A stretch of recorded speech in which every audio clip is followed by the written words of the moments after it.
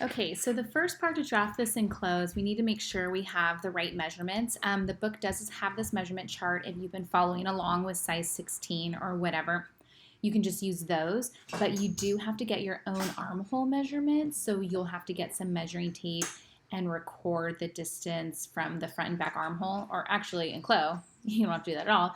You'll just hit the letter Z and select it. So I'm going to hold shift, so my front would be 8.119. Now we should be rounding to the nearest 1/8. So I'm going to say 8 1/8 for that, because that's the same as 0.125. So that's my front. And then the back, looks like I like to click once. I'm going to say 9.75, 9 3/4, because we're trying to round to the nearest quarter. Now, or not quarter, sorry, eighth. So now if you want to measure your avatar, you absolutely can do that as well.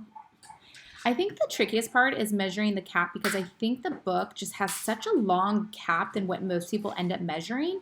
They say to measure the cap is you first need your bicep, and the bicep's supposed to be like the widest part of like your upper arm area according to the book. We can look at that.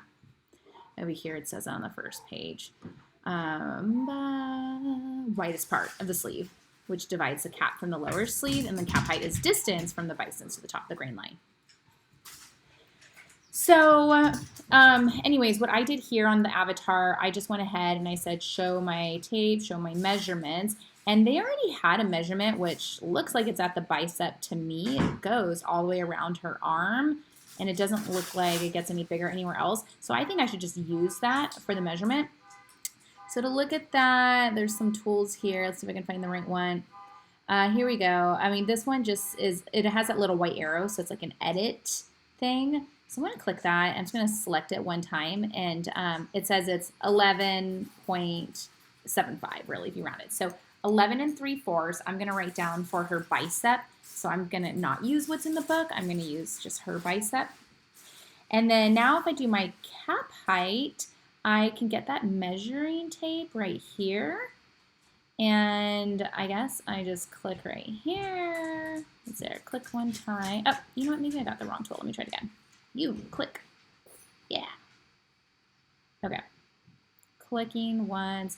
And again, we're trying to get to the nearest eighth, like reading a ruler. So it could, I would probably say 3. I'm going to double click.